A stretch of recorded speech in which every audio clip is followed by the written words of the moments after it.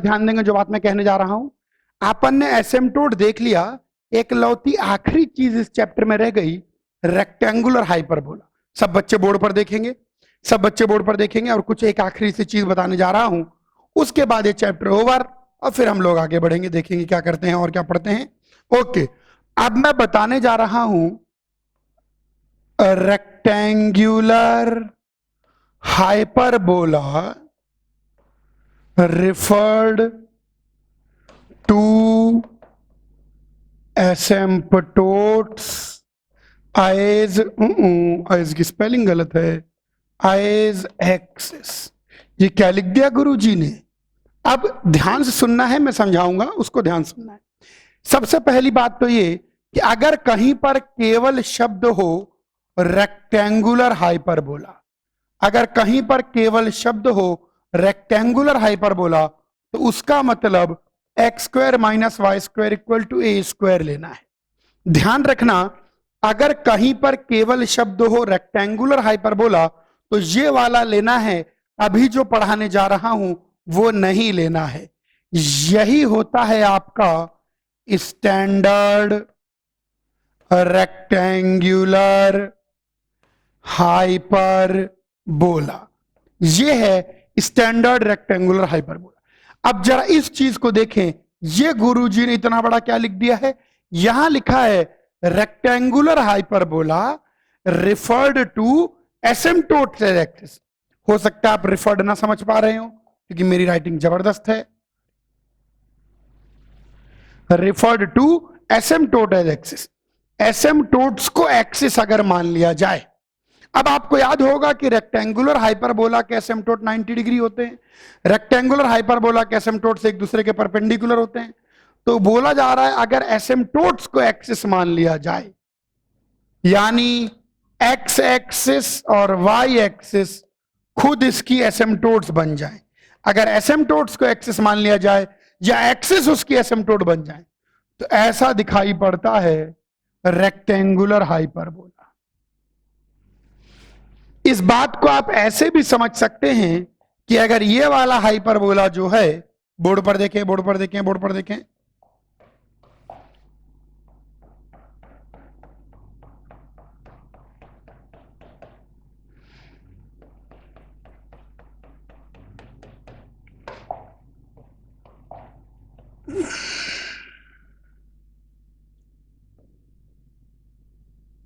अगर यूं समझें कि इसको 45 डिग्री से रोटेट कर दिया, 45 डिग्री से क्यों रोटेट कर दिया? क्योंकि रेक्टेंगुलर हाइपरबोला के एसिम्प्टोट्स होती हैं y equal to x and y equal to minus x.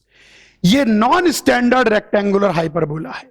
ये जो हम बनाने जा रहे हैं ये नॉन स्टैंडर्ड रेक्टेंगुलर हाइपरबोला है, नॉन स्टैंडर्ड रेक्टेंगुलर हाइपरबोला। यानी यूं समझिए कि एसिम्प्टोट अगर एक्सिस बन जाए, यानी इस पूरे हाइपरबोला को ऐसे 45 डिग्री से रोटेट कर दो, तो ऐसा दिखेगा और ऐसा लगेगा कि एसिम्प्टोट्स इसकी एक्सिस है। ये कहलाता है rectangular hyperbola referred to asymptote as axis. Rectangular hyperbola जिसकी एक्सिस खुद उसकी एसिम्प्टोट हो जाए, और इसकी इक्वेशन होती है x Y equal to C square. क्या होती है equation? X Y equal to C square. ये नॉन स्टैंडर्ड है। अगर केवल शब्द रेक्टेंगुलर हाइपरबोला है तो ये वाला लेंगे, लेकिन आज हम बारीक बात जानने जा रहे हैं, आज हम पूरी ज्योमेट्री जानने जा रहे हैं। किसके बारे में? X Y equal to C square के बारे में। इसके एक्सिस, प्रिंसिपल एक्सिस, सब कुछ जानेंगे एक एक करके। कॉपी करें पहले दो बातें, रूखी सूखी मिलती खा लेते हैं और क्या। अच्छा चलिए, अरे टेंशन मत लो, पुराना लेक्चर से चल रहा है। ओके, आइए अब हम समझ गए भैया क्या है स्टैंडर्ड रेक्टेंगुलर हाइपरबोला, क्या है नॉन स्टैंडर्ड रेक्टेंगुलर हाइपरबोला। जब अगर केवल शब्द आए रेक्टेंगुलर हाइपरबोला तो हमको लेना है x square minus y square equal to a square. उसके बारे में हम सब कुछ जानते हैं, ए और बी को बराबर रख के सब कुछ निकाल सकते हैं। आज मैं आपको बारीकियां बताने जा रहा हूं x Y equal to C square के बारे में। यह एक नॉन स्टैंडर्ड रेक्टेंगुलर हाइपरबोला है। ध्यान से देखेंगे, यह एक नॉन स्टैंडर्ड रेक्टेंगुलर हाइपरबोला है। यह एक नॉन स्टैंडर्ड रेक्टेंगुलर हाइपरबोला है। दूसरी इंपॉर्टेंट चीज क्या खास बात है कि x Y equal to C square के जो एसिम्पटोट्स हैं वो खुद एक्स एक्सिस वाई एक्सिस हैं। Asymptotes are X axis and y-axis, so it is called hyperbola with asymptotes as axis। तो ये कहलाता है हाइपरबोला विद एसिम्पटोट्स एज एक्सिस। ऐसा हाइपरबोला जिसकी एसिम्पटोट ही क्या हो जाए, एक्सिस। चलिए बात करते हैं, आप सब बच्चे ध्यान देंगे। X Y equal to C square की अगर हम बात करते हैं तो एक्स वाली इसमें कॉल भी आ जाती है क्या?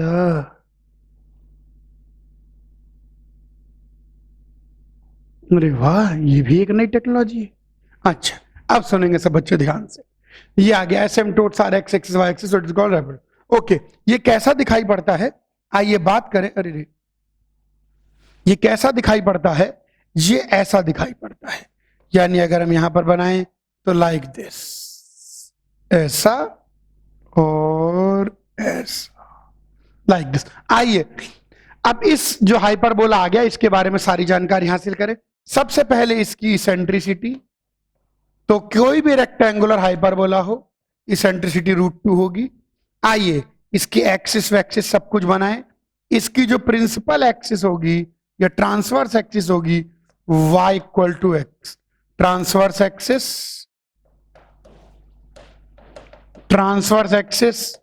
y इक्वल टू एक्स है। कॉन्जुगेट एक्सिस बिल्कुल याद रखनी है, ये सब चीजें y equal to minus x है। ये होगी conjugate axis y equal to minus x. ये ट्रांसवर्स एक्सिस को जिस पॉइंट पे कट करता है वो वर्टेक्स है C, C, और ये दूसरा वर्टेक्स है A dash minus C, minus C। Transverse axis की लेंथ, कॉन्जुगेट एक्सिस की लेंथ, लेटस रेक्टम की लेंथ सब बराबर है, और वो सब A डैश के बराबर है। ये √2C, 2√2C बिल्कुल याद होनी चाहिए। रेक्टेंगुलर हाइपरबोला में ट्रांसवर्स एक्सिस की लेंथ, कॉन्जुगेट एक्सिस की लेंथ, लेटस रेक्टम की लेंथ सब बराबर होनी चाहिए। आइए इसके फोकस की हम लोग बात करें। अगर इसके फोकस की बात करें तो इसका फोकस यहां कहीं निकल के आएगा S √2C, √2C, और यहां पर एक और फोकस S डैश निकल के आएगा माइनस √2C, माइनस √2C। आइए डायरेक्ट्रिक्स की बात करें अलग अलग रंग से। ग्रीन रंग मुझे पसंद है। इसका एक डायरेक्ट्रिक्स ऐसा होगा और एक डायरेक्ट्रिक्स यहां पर ऐसा होगा।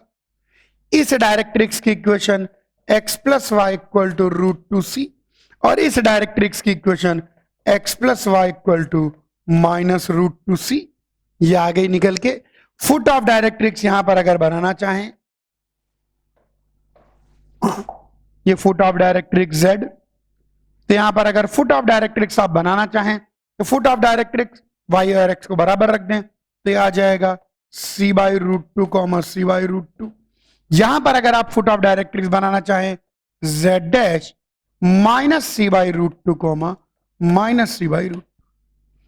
तो ये लीजिए रेक्टेंगुलर हाइपरबोला का पोस्टमार्टम कर दिया गया है। ट्रांसवर्स एक्सिस इसकी y इक्वल टू एक्स होती है, conjugate axis y equal to minus x होती है।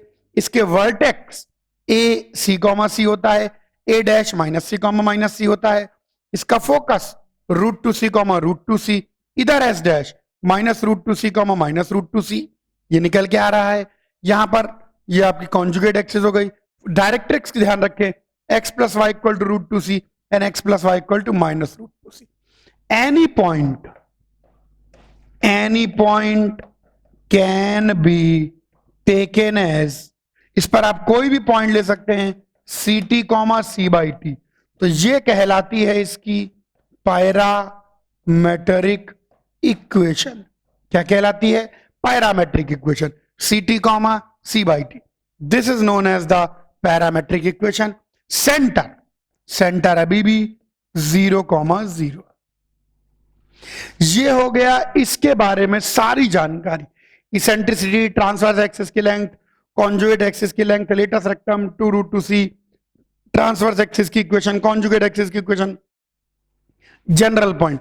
X Y equal to C square पर बहुत रिसर्च नहीं करते हैं, बस जनरल ध्यान रखना है कि अगर इसका मान लो कोई सवाल आ जाता है तो आप उसके अंदर कैलकुलस लगा के टेंजेंट नॉर्मल के क्वेश्चन करेंगे। यहां पर लिख देता हूं ऑल क्वेश्चंस डन, क्योंकि इसका क्वेश्चन आता नहीं है, इस सिलेबस में नहीं है। All questions done using calculus on general point c T comma C by t. बाकी मिड पॉइंट टू पॉइंट की सारी चीजें वैलिड है।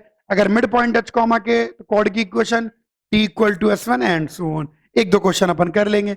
ये हो गया rectangular hyperbola x Y equal to C square. Copy कर लीजिए। आइए पैराग्राफ करें एक बहुत बढ़िया। एक क्वेश्चन यहां पर है, बाकी दो क्वेश्चन आ जाएंगे। Paragraph for question 33। A conic c passes through the point 2,4। एक कोनिक सेक्शन है जो 2,4 से पास होता है। अच्छी बात है भैया, पास होने दो।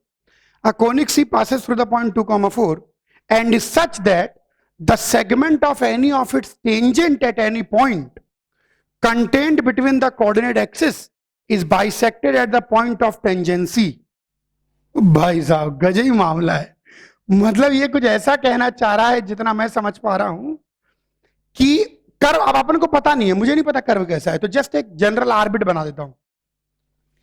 कर्व ऐसा है कि उसके किसी भी पॉइंट पर अगर आप टेंजेंट खींचते हैं तो जो टेंजेंट का पोर्शन कोऑर्डिनेट एक्सिस के बीच में है, P उसका मिड पॉइंट हो जाएगा। P is mid point of AB। P हो जाएगा AB का mid point. P is mid point of AB। अब सुनो, content between the coordinate axis is bisected at the point of tangency. S denote the circle described on foci F1 F2 of the conic CS diameter। ठीक है, कुछ information given है। Okay, चलिए कोशिश करते हैं इस क्वेश्चन को करने की। P पॉइंट को हम x1 y1 कह देते हैं। अब यहां पर थोड़ा सा डिफरेंशियल इक्वेशन का टच लगेगा, यहां पर थोड़ा सा डिफरेंशियल इक्वेशन का प्रपंच आएगा। आइए बात करते हैं उसकी। तो P पॉइंट को x1 y1 कह दिया तो मैं लिख सकता हूं tangent at P y minus y1 m into x minus x1, जहां m का कुछ और मतलब नहीं है, सीधा सा मतलब है dy by D x. Calculus का यूज हल्का सा आएगा। कैलकुलस से पहले इक्वेशन निकलेगी, फिर इक्वेशन से सवाल सॉल्व होगा। चलो देखते हैं। तो ये आ गई भाई साहब, P पॉइंट हमने कर दिया। A पॉइंट, ये लाइन एक्स एक्सिस को कहां काटेगी? जहां y कोऑर्डिनेट 0 होगा। y कोऑर्डिनेट को 0 कर दें तो x1 minus y1 by m। B point y axis को कहां काटेगी? जहां x कोऑर्डिनेट 0 होगा, तो y1 माइनस mx1।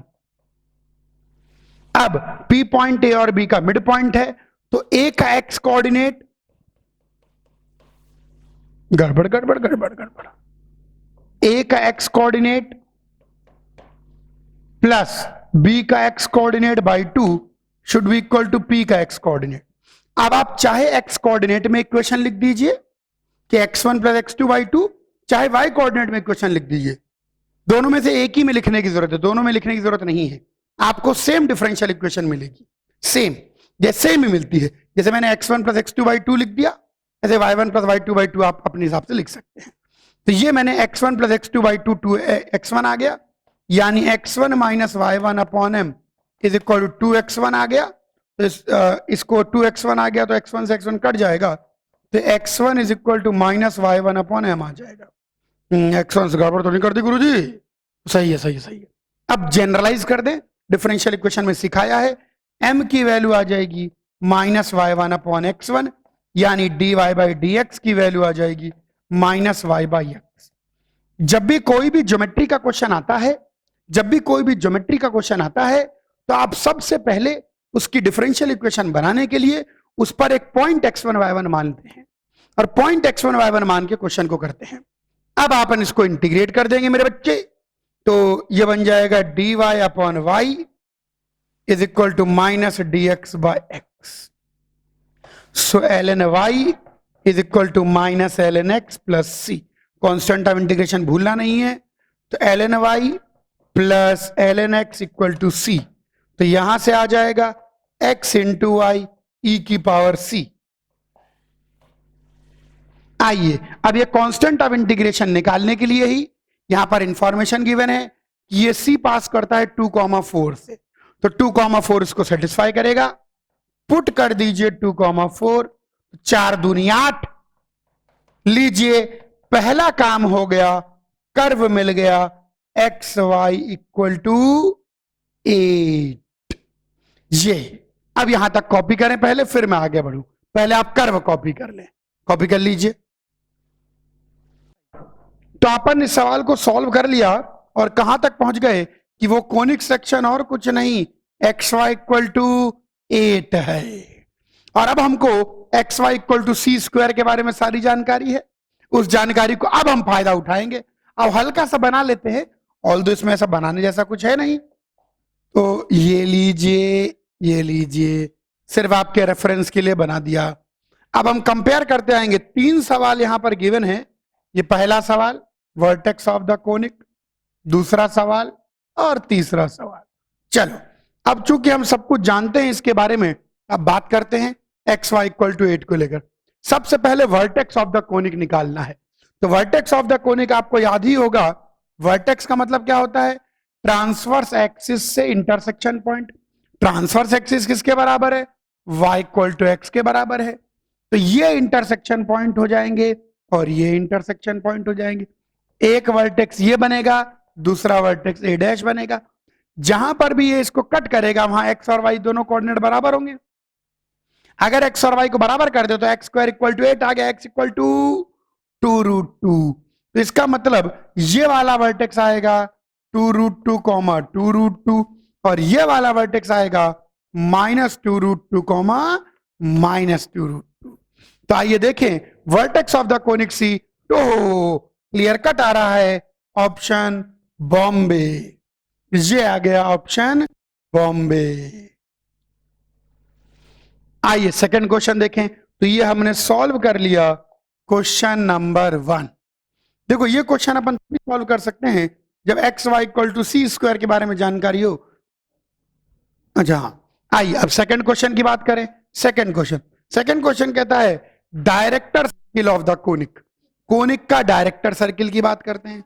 अब समझो डायरेक्टर सर्किल ऐसे पॉइंट्स का लोकस है जहां से खींची गई टेंजेंट्स आपस में क्या होंगी? परपेंडिकुलर। तो मैं चाहूं तो इसको डायरेक्टली भी कर सकता हूं, लेकिन मैं इसको इवेल्युएट भी करूंगा और सॉल्व भी करूंगा। अब सब बच्चे ध्यान देखें, अपन तो x Y equal to C square का डायरेक्टर सर्किल निकाल लेते हैं। चलो खेलते हैं इसके साथ थोड़ा सा।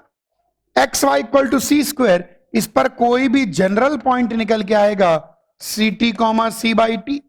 आइए टेंजेंट निकालना चाहते हैं तो D Y by D x और कुछ नहीं हो जाएगा d Y by D t upon D x by D t. D Y by D t यानी सी बाई टू को डिफरेंशिएट करो, इसका derivative minus C by T square और D x by D T C T को सी, तो आ गया -1 by T square. तो मैं जनरल टेंजेंट, कैलकुलस तो पूरी पड़ी हुई है भैया, अपने लिए कोई बड़ी बात है क्या? तो जनरल टेंजेंट आ जाएगी y minus C by T is -1 by T square into x minus c t. ये जनरल टेंजेंट आ गई at any point t. This is the general tangent at any point t. आइए इसको rearrange कर लेते हैं थोड़ा सा। y minus C by T is equal to, इसको मल्टीप्लाई करेंगे तो minus x by T square plus c by t. तो ये आ जाएगा y is equal to minus x by T square plus 2c by t. चाहो तो याद रख सकते हो, पर बहुत ज्यादा इंपॉर्टेंट रिजल्ट नहीं है कि बहुत ज्यादा नहीं आता है, हाथों हाथ डिराइव भी कर सकते हैं। तो ये आ गई जनरल टेंजेंट की क्वेश्चन। फिलहाल तो मैं इंटरेस्टेड हूं डायरेक्टर सर्किल में। ओके, मान लीजिए आउटसाइड पॉइंट हम मान लेते हैं, let outside point be h comma k. अगर बाहर का पॉइंट एच कॉमा के है और वहां से हम टेंजेंट खींचते हैं, अगर कोई बाहर का पॉइंट एच कॉमा के, इधर देखेंगे रंग बिरंगे डायग्राम बनाएंगे। मान लीजिए बाहर का कोई पॉइंट है एच कॉमा के और वहां से हमने इसको 2 टेंजेंट खींची, तो हम इन दोनों टेंजेंटों की इक्वेशन कैसे निकाल सकते हैं? देखिए ये लाइन हमेशा इसको टेंजेंट होगी, तो एच कॉमा के को इसमें रख दो, तो k is equal to minus h by T square plus 2c by t. पूरी इक्वेशन को टी स्क्वायर से मल्टीप्लाई कर दे। किससे मल्टीप्लाई कर दें, टी स्क्वायर से। तो पूरी इक्वेशन को टी स्क्वायर से या डायरेक्ट, अच्छा रुक जाओ अभी करते हैं, धीरे धीरे करते हैं। ये आ गई, ये आ गई। अब यहां पर हम सॉल्व करेंगे तो टी की तो वैल्यू आएगी, लेकिन फिलहाल मैं इंटरेस्टेड नहीं हूं टी की वैल्यू निकालने में। फिलहाल मैं ज्यादा इंटरेस्टेड हूं डायरेक्टर सर्किल की इक्वेशन निकालने में। और डायरेक्टर सर्किल ऐसे पॉइंट्स का लोकस होता है जहां से खींची गई टेंजेंट्स का स्लोप कितना होता है, टेंजेंट्स का स्लोप का प्रोडक्ट -1, m1 m2 -1। अब सब बच्चे ध्यान सुनेंगे, स्लोप किसके बराबर है, -1/t² के बराबर है। टी स्क्वायर से इसको मल्टीप्लाई कर दूं तो t² के इज -h + 2ct, तो यहां से t² के -2ct + h = 0। तो यहां से अगर हम देखें तो t1 × t2 किसके बराबर आ जाएगा, प्रोडक्ट ऑफ रूट दिस के बराबर, h/k के बराबर आ जाएगा, h/k। अब ध्यान से देखेंगे, हमको क्या चाहिए, m1 m2 की वैल्यू -1 चाहिए। m1 m2, जरा m1 m2 को ध्यान से देखें, पहले -1 और इसके पहले m1 m2 को देखें।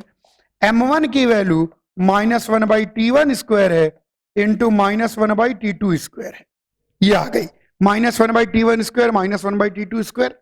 ध्यान देखेंगे सब बच्चे कि m1 -1/t² है, तो यहां से आ गया 1/t1 t2 का होल स्क्वायर।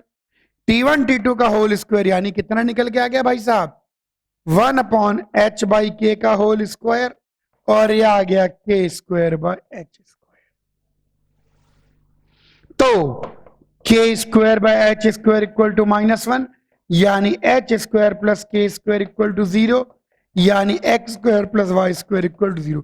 यही आना ही था, यही आना था। क्यों आना था, क्योंकि डायरेक्टर सर्किल ऐसे पॉइंट्स का लोकस होता है जहां से हम दो परपेंडिकुलर टेंजेंट खींचते हैं, और रेक्टेंगुलर हाइपरबोला में सिर्फ सेंटर से ही दो परपेंडिकुलर टेंजेंट खींच सकते हैं। That is only from 0,0 two perpendicular tangents can be drawn to xy = c²। सिर्फ सेंटर से ही, सिर्फ ओरिजिन से ही दो परपेंडिकुलर टेंजेंट खींची जा सकती है। अब आ जाइए डायरेक्टर सर्किल की बात। तो director circle of the conic is x² + y², नहीं तो यहां पर आएगा डेहली नन ऑफ द अबव। क्योंकि डायरेक्टर सर्किल की अगर इक्वेशन लिखना चाहें तो लिखेंगे x² + y² = 0, या यूं कहिए केवल 0,0 ही एकलौता ऐसा पॉइंट है जहां से दो परपेंडिकुलर टेंजेंट खींच सकते हैं। आगे बोलता है equation of the circle S, इसके अंदर एस का, अच्छा आगे देखिए, आइए थर्ड पार्ट भी सॉल्व कर लें। अच्छा पहले कॉपी कर लो, चलो 1 और 2, फिर थर्ड पार्ट सॉल्व करते हैं। कॉपी कर लीजिए। थर्ड क्वेश्चन को देखिए, इक्वेशन ऑफ सर्किल एस। अब एस सर्किल कौन सा है, S denote circle describe on foci f1 f2 S diameter. अब हम लोग ऑलरेडी पढ़ चुके हैं xy = c² के फोकस क्या होते हैं, आइए देखें यहां पर। हाँ भैया, xy = c² के फोकस क्या होते हैं, √2c, √2c, और दूसरा -√2c, -√2c। तो xy = 8 के फोकस क्या होंगे, यहां पर 8 का मतलब क्या हो गया, 2√2 का स्क्वायर। तो इसके फोकस होंगे √2c, इसको √2 से मल्टीप्लाई करोगे 4,4, और दूसरा फोकस होगा -4 -4। इससे कंपेयर करके हमने इसके फोकस निकाल लिए। चलिए अब बोलता है दोनों फोकसों को f1 f2 को डायामीटर मान के सर्किल बनाया गया। अगर f1 f2 को डायामीटर मान के सर्किल बनाओगे तो सर्किल की इक्वेशन क्या निकल के आएगी, x² + y² = सेंटर से इस फोकस की दूरी 4√2 का स्क्वायर, तो 32। तो xy² + y² = 32। तो करेक्ट आंसर आ जाएगा कैलकाटा। तो अगर आपको xy = c² के बारे में जानकारी है तो कहीं कोई दिक्कत नहीं है, कॉपी कर लीजिए। अब यहां पर एसिम्पटोट हमने पढ़ ली है। अब एसिम्पटोट के साथ जुड़ी हुई एक छोटी सी जानकारी, आइए एक छोटी जानकारी ले लें। एसिम्पटोट याद है आपको, जनरल टेंजेंट की equation y equal to m x plus minus root of a square M square minus B square मैंने जनरल टेंजेंट बताई थी। यहां से हमने बोला था कि टेंजेंट तभी एग्जिस्ट करेगी जब A square M square minus B square greater than equal to 0 हो। यहां से m की वैल्यू निकल के आई थी माइनस इंफिनिटी से minus B by A union B by A से इंफिनिटी, ये वैल्यू निकल के आई थी। अब सुनेंगे ध्यान से, जब m की वैल्यू माइनस बी बाई ए होती है या m की वैल्यू बी बाई ए होती है तो आपको क्या मिलता है, आपको मिलते हैं एसिम्पटोट्स। अब ध्यान से सुनना है, थोड़ा सा जो मैं जानकारी दूंगा। देखिए ये एसिम्पटोट्स हैं,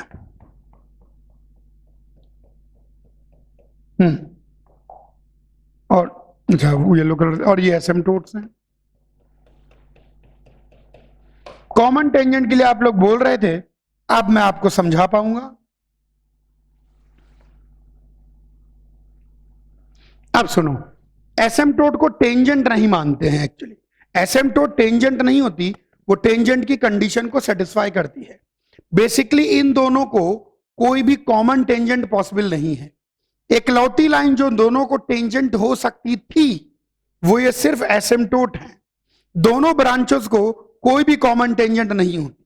ध्यान रखें, the branches of hyperbola, the branches of hyperbola do not have any common tangent। ध्यान देना, जो ब्रांचेस ऑफ हाइपरबोला होते हैं उनकी कोई कॉमन टेंजेंट नहीं होती। The only limiting case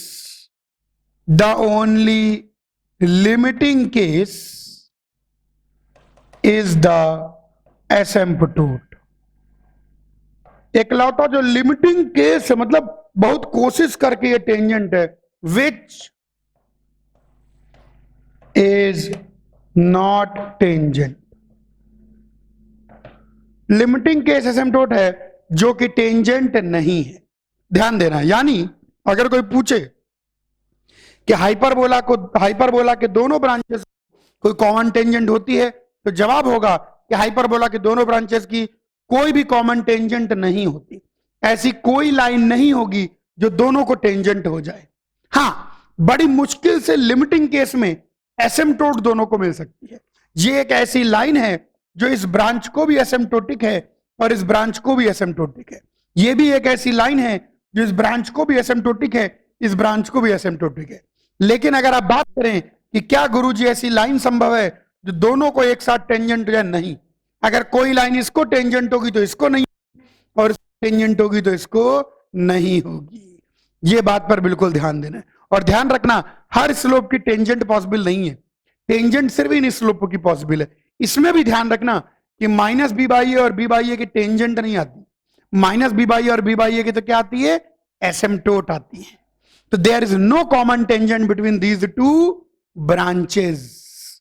the only limiting case that is there is asymptotic. Copy करिए, लगा के क्वेश्चन पढ़ लीजिए ताकि जब मैं समझाऊं तो आपको बिल्कुल समझ में आ जाए। हाँ, अब बोलाता है with one focus of the hyperbola, this hyperbola दे रखा है अपन को। आइए हाइपरबोला बना लेते हैं। जैसे ही हाइपरबोला दिखाई पड़ा, सबसे पहले मेरे मन में इच्छा उमड़ी सेंट्रिसिटी निकाल लो गुरुजी। तो रूट ऑफ स्टैंडर्ड हाइपरबोला है 1 plus b square by a square, यानी रूट ऑफ 1 प्लस 16/9, यानी ये आ गया 5/3। इसेंट्रिसिटी निकाल ली। फोकस की बात करें तो फोकस ए ई आ जाएगा, S A into E. A square किसके बराबर है, 9 के बराबर है, बी स्क्वायर 16 के बराबर है। तो ये एक फोकस आ गया 5,0, और एक और फोकस एस डैश आ गया हमारे पास -5,0। आगे बोलता है with one focus of the hyperbola as centre, a circle is drawn which is tangent to the hyperbola with no part of the circle being outside the hyperbola। अब यहां पर बुद्धि का इस्तेमाल करेंगे, और बुद्धि तो हमारे पास भर भर के है। फोकस को सेंटर मान के एक सर्किल बनाया जाता है। अब समझो मेरी बात को जो मैं कहने जा रहा हूं। फोकस को सेंटर मान के एक सर्किल बनाया जाता है, इसमें कोई दिक्कत की बात नहीं है। फोकस को सेंटर मान के अगर एक सर्किल बना दिया गया तो वो सर्किल हाइपरबोला को कहां पर टच करता है, आइए इस चीज को पता लगाएं। देखो थोड़ा हम लोग चालाकी का इस्तेमाल करेंगे। अच्छा ये वर्टेक्स जरा देखो कितनी निकल के आती है, ये वर्टेक्स ए 3,0 निकल के आएगी और ये वर्टेक्स ए डैश -3,0 निकल गई। अब मैं आपसे एक बात बोलूंगा, आपको उस बात को थोड़ा ध्यान से समझना है, आपको उस बात को थोड़ा सुनना है ध्यान से। सर्किल की रिफ्लेक्शन प्रॉपर्टी क्या कहती है? सर्किल की रिफ्लेक्शन प्रॉपर्टी कहती है कि कोई भी लाइट रे अगर सेंटर से जाएगी तो टकरा कर वापस सेंटर से ही आएगी। अब सोचो हाइपरबोला की रिफ्लेक्शन प्रॉपर्टी क्या कहती है। अब सोचो, मानो कि सर्किल इसको यहां पर टच करता है, तो ये जो पॉइंट है, अब ये पॉइंट तो हाइपरबोला और सर्किल में कॉमन है और ये फोकस और सर्किल का सेंटर भी सेम ही है, तो ये दोनों की रिफ्लेक्शन प्रॉपर्टी को सेटिस्फाई करना चाहिए। यानी अगर यहां से लाइट रे छोड़ूं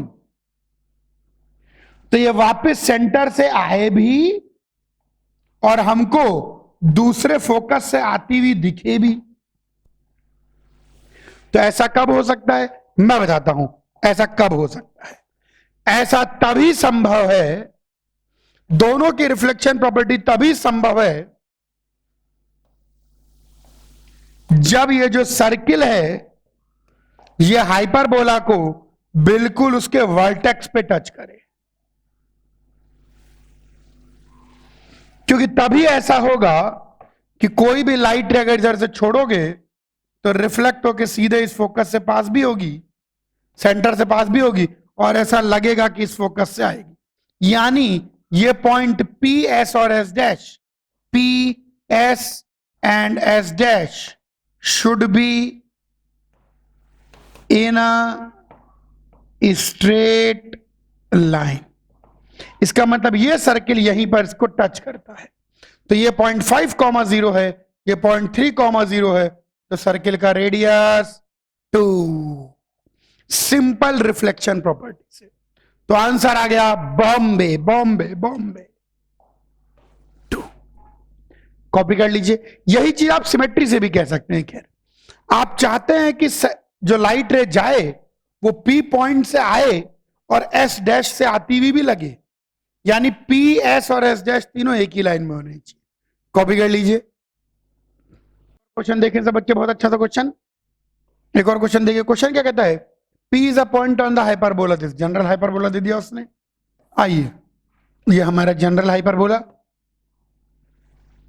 P is a point on the hyperbola this. तो P इस पर एक पॉइंट ले लिया, a sec theta comma b tan theta, n is the foot of the perpendicular from P on transverse axis। P से transverse axis पर perpendicular डाला गया n, a sec theta comma 0 and the tangent to the hyperbola at P meet transverse at T। P point पर खींची गई tangent ऐसे transverse axis को T पर मीट करती है, तो बड़े आराम से हम लोग टेंजेंट एट P लिख सकते हैं। तो टेंजेंट एट P की अगर बात करें तो x sec theta by a minus y tan theta by b is equal to 1। तो हमारे पास T पॉइंट आ जाएगा, y कोऑर्डिनेट को 0 कर दें तो a cos थीटा कॉमा 0। अब बोलता है if O is the centre of the hyperbola, O अगर इसका सेंटर है, सेंटर का मतलब 0,0 आ गया, then OT into ON। So OT, अरे बहुत घटिया क्वेश्चन है यार, मुझे मजाक होगा। OT कितना हो गया, a cos थीटा, ON कितना हो गया, a sec थीटा, तो आ गया a स्क्वायर। एकदम ही मेंस का क्वेश्चन, चुन्नू टिक कर दीजिए, बॉम्बे। कॉपी कर लें सब बच्चे, 1 मिनट क्वेश्चन। आइए एक और बहुत बेहतरीन सवाल मिलजुल के करें। The tangent to the hyperbola, तेरी X Y equal to C square की बात कर दी उसने, X Y equal to C square. तो यहां पर वो बात कर रहा है x Y equal to C square की। बोलता है the tangent to the hyperbola x Y equal to C square तो x Y equal to C square कैसा दिखाई पड़ता है? X Y equal to C square हमको ऐसा दिखाई पड़ता है। आइए इसकी जनरल टेंजेंट की इक्वेशन निकालने किसी पॉइंट पर। चलो जनरल टेंजेंट की इक्वेशन यहां निकाल लेते हैं। अभी अपन ने निकाली भी थी। इस पर कोई भी जो जनरल पॉइंट निकल के आएगा वो C T comma C by T हो जाएगा। तो जब आप D Y by D X करेंगे जो कि बनेगा D Y by D T whole upon D x by D T, तो D Y by D T minus C by T square upon C तो minus one by T square आ जाएगा। तो tangent की equation y minus C by T is minus one by T square into x minus c t. तो rearrange करके y equal to minus x by T square plus c by t two c by t. ये हमारे पास general tangent की equation आ गई। तो y equal to minus x by T square, तो मैं लिख दूंगा कि general tangent y is equal to minus x by T square plus two c by t. ये आ गई जनरल टेंजेंट की इक्वेशन। जब माइनस माइनस प्लस जाएगा बिल्कुल सही, बिल्कुल सही। तो ये जनरल टेंजेंट की इक्वेशन हमने पहले भी निकाली थी, निकाल ली। आगे बोलता है तो जनरल टेंजेंट बना लेते हैं, थोड़ा उससे डायग्राम आसान हो जाता है। ये आ गया, हाँ ये general tangent eight point P. तो अब हम लोग general tangent eight point P बनाते हैं। अब सुनेंगे सब बच्चे ध्यान से। General tangent eight point P intersect x axis in T. ये एक्स एक्सिस को कैपिटल टी पर मीट करता है। तो पी पॉइंट हमने हमारे पास आ गया c T comma C by t. सब कुछ जनरल में ही करना पड़ेगा। टी ये एक्स एक्सिस को कहां काटेगा? जब वाई कोऑर्डिनेट जीरो होगा। अगर वाई को जीरो कर दोगे तो two c T comma zero sorry रख के देखिए, टू सी बाई टी इधर आ जाएगा और two c T comma zero. और बोलता है and y axis in t dash, और ये वाई एक्सिस को टी डैश पर कट करता है। तो टी डैश की वैल्यू कितनी आ जाएगी? टी डैश एक्स को जीरो, वाह zero comma two c by t. जैसा कह रहा है करते आइए। The normal to the hyperbola at P intersect x axis at N. इस बार उसने मात्र टेंजेंट ही नहीं नॉर्मल को भी इंक्लूड कर लिया कि जो नॉर्मल है वो एक्स एक्सिस को एन पर कट करती है एंड वाई एक्सिस को एन डैश पर, और वाई एक्सिस को एन डैश पर। आइए तो नॉर्मल की इक्वेशन भी लगे हां तो देख लें। टेंजेंट का स्लोप अगर माइनस वन बाई टी है तो नॉर्मल का स्लोप टी स्क्वायर आ जाएगा। तो मैं बड़े आराम से इक्वेशन ऑफ नॉर्मल लिख सकता हूं y minus C by T is equal to t square into x minus c t.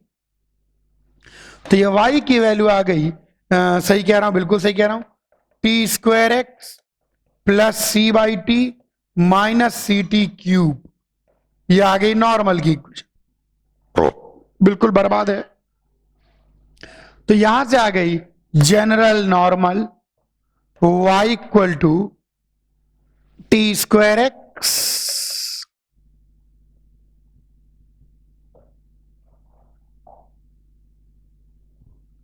Plus c by t minus c t Q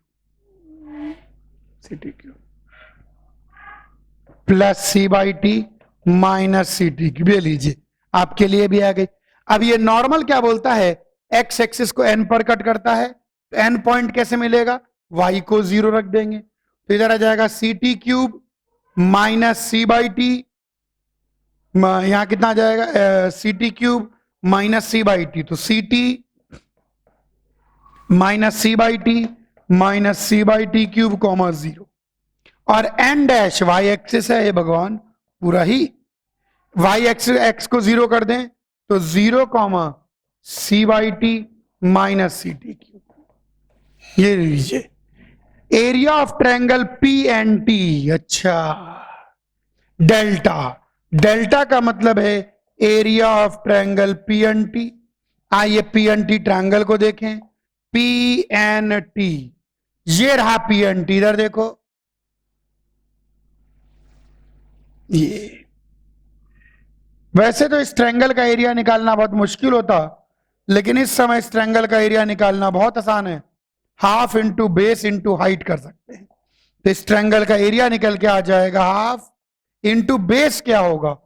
T और एन के बीच की दूरी तो टी और एन के बीच की दूरी, तो इसमें से इसको घटा दीजिए, तो बेस आ जाएगा 2ct minus c t plus c by t cube into height. Height क्या हो जाएगी, पी पॉइंट का वाई कोऑर्डिनेट, तो पी पॉइंट का y coordinate into c by t. बड़ा ही बर्बाद से निकल के आया है। 2ct माइनस सी टी, तो ये बन जाएगा half c t plus c by t cube whole into c by t. तो चाहो तो इसको रीअरेंज कर लो, तो ये आ गया टी क्यूब, तो सी को बाहर निकाल लो, तो सी स्क्वायर अपॉन 2t की पावर 4 है ना, और इंटू टी की पावर 4+1। एक बार चेक कर लेते हैं, सी स्क्वायर बिल्कुल सही, ये डेल्टा आ गया। उसका डेल्टा डैश भी है, भगवान सवाल है कि बवाल है। Area of triangle, area of triangle p n dash t dash, तो p n dash t dash, रंग बदल के मार्क कर लेते हैं ग्रीन से, p n dash t dash ये रहा। तो p n dash t dash, इसका एरिया निकालने के लिए मेहनत नहीं करनी पड़ेगी, half into base n dash t dash, तो एन डैश टी डैश कितना हो जाएगा, 2ct minus C by t plus c t cube into इसका एक्स कोऑर्डिनेट, एक्स कोऑर्डिनेट कितना है, सी टी। तो आइए देखें, तो बन जाएगा half c by t plus c t cube into c t, तो ऊपर से सी स्क्वायर कॉमन आ जाएगा और टी भी कॉमन आ जाएगा। अच्छा, एक टी तो कट जाएगा बेसिक, तो c square by 2 into 1 plus t की पावर 4, और कोई गड़बड़ तो नहीं कर दिया अपन ने, N dash c t cube सही है, तो ये आ गया सी बाई टी, ये आ गया 1 upon delta plus 1 upon delta dash, ये निकल के आ गया। चलिए अब हमको वैल्यू निकालनी है 1 by delta plus 1 by delta dash. 1 by delta 2t की पावर 4 सी स्क्वायर टी की power 4+1 plus 1 upon delta dash 2 upon c square t की पावर 4+, तो ये तो सेम ही है, तो 2 इंटू टी की पावर 4+1 अपॉन सी, कट गया भाई साहब, तो ये आ गया 2 बाई सी स्क्वायर, जो कि एक कांस्टेंट है, तो equal to 1 depends upon t depends upon c equal to 2, तो आंसर आ जाएगा कैलकाटा डिपेंड्स अपॉन सी। तो ये कितना निकल के आया, ये निकल के आया है 2 बाई सी स्क्वायर। कॉपी कर लीजिए।